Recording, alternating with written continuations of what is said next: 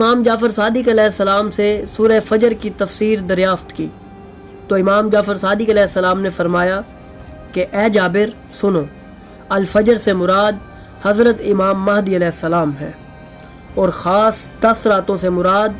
10 आइमा अहले बैत अलैहिमुस्सलाम है जो इमाम हसन अलैहिस्सलाम से लेकर इमाम हसन अस्करी तक है। और अल शफ़ा यानी 2 से मुराद अमीरुल मोमिनीन और पाक सैयदा सलामुल्लाह अलैहा है, जबकि अल वत्र से मुराद खुदाए बुजुर्ग व बरतर की ज़ात है